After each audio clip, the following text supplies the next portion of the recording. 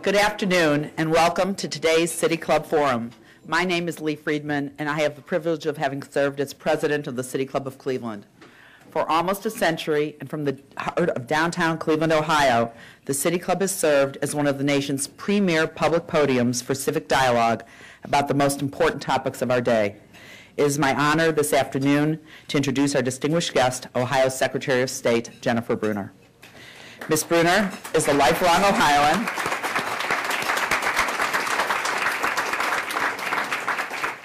Born in Springfield, Ohio, and raised in Columbus. She received her undergraduate degree cum laude from Miami University in Oxford and her JD with honors from Capital University Law School in Columbus. She has devoted her career to improving the quality of life for all Ohioans, with the majority of her career being spent in election services. She was elected twice judge of Franklin County Common Pleas Court, has served as a member of the Franklin County Board of Elections, and practiced as a special prosecutor for election fraud.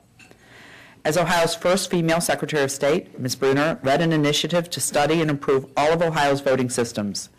Her findings resulted in changes that strengthened Ohio's voting security while improving the services and accessibility of the state's election system. These changes were put into place in time for the 2008 March primaries and general election. For her efforts, Ms. Brunner received the John F. Kennedy Profile and Courage Award, the nation's most prestigious honor for public servants, for what Caroline Kennedy called her dauntless commitment to the enfranchisement of every Ohio voter. More recently, she was selected unanimously by the Northeast Ohio chapter of the American Constitution Society for Law and Policy for the first ever Stephanie Tubbs Jones Public Service Award, given to the person who best reflects the late Congresswoman's commitment to justice and her passion for the equal rights of all people. Please join me in welcoming to the City Club podium Ohio's Secretary of State, the Honorable Jennifer Brunner.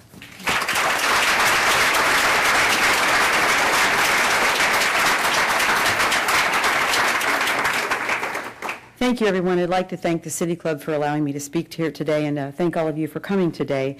This has always been a very favorite tradition of mine here in Northeast Ohio.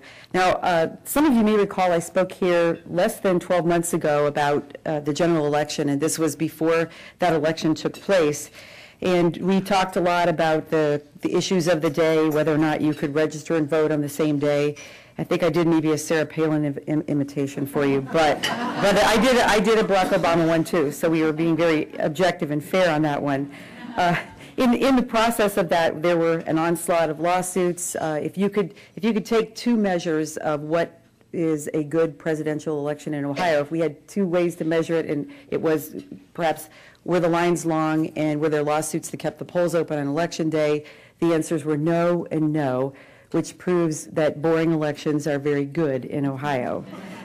So today I'm here to really address another mission, and one that demands all of our attention, a mission that I plan to make a cornerstone of my tenure as your next United States Senator.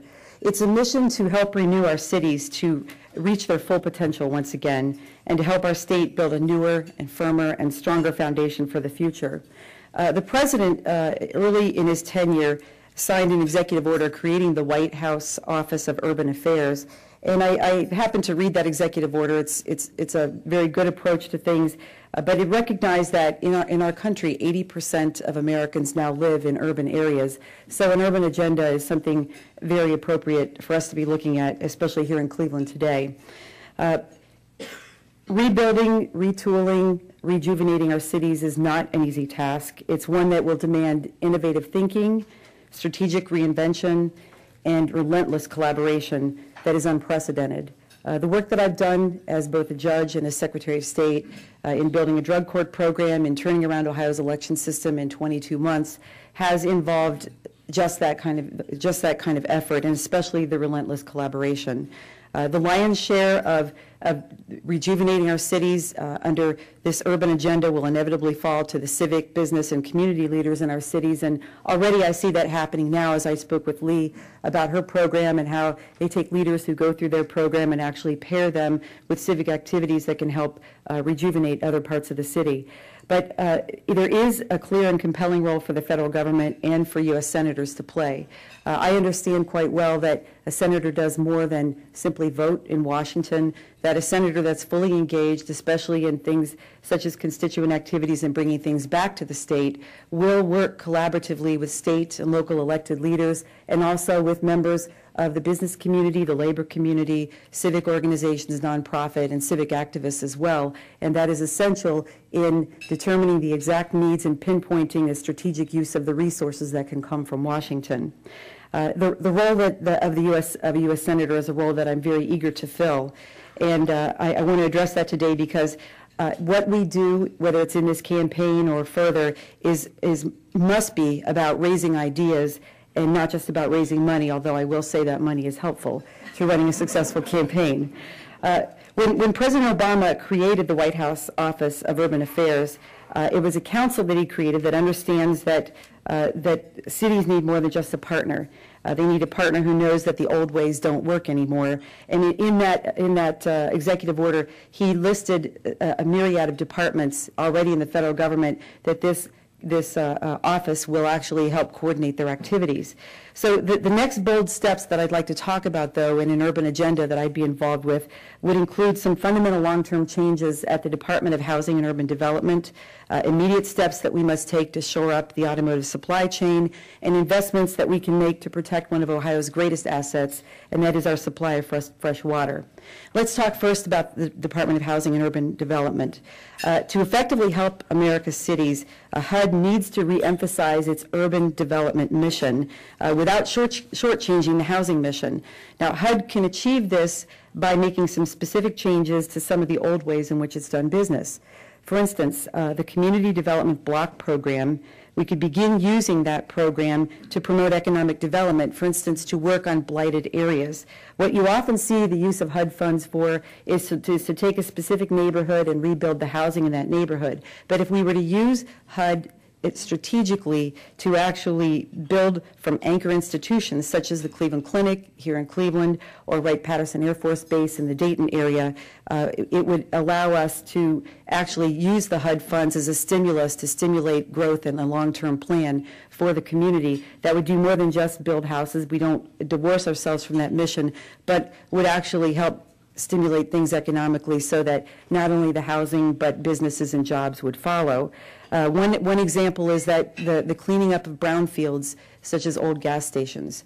HUD funds could be used for that if the mission were focused more on the economic development pathway. Also, we can lead the way on green buildings, not only by retrofitting existing public and assisted housing, but also working with the Labor Department to make sure that some of the new green-collar jobs, in collaboration with labor organizations, go to residents of that housing. I say in collaboration with labor organizations because if we can involve new people in apprenticeship and training programs, they're going to benefit more than just from helping retrofit that existing housing, but will be available for future jobs that in the grand plan here would be available through more stimulated economic development in that area. HUD must begin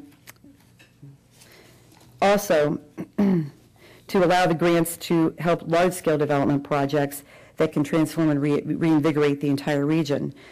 So the longest-running development efforts have been primarily with the housing, spending the money mainly in low and moderate income neighborhoods, but by promoting economic development around anchor institutions such as hospitals, colleges, universities, and research labs.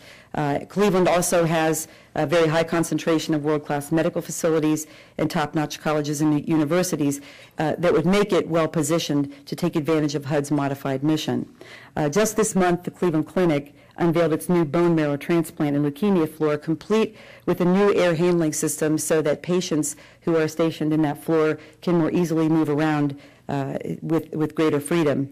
When the clinic needed that system, it looked to no farther than Akron, to Air Enterprises, which stood ready to help its neighbor. Now, this kind of inter-city cooperation is something that's been very successful already between Cleveland and Akron.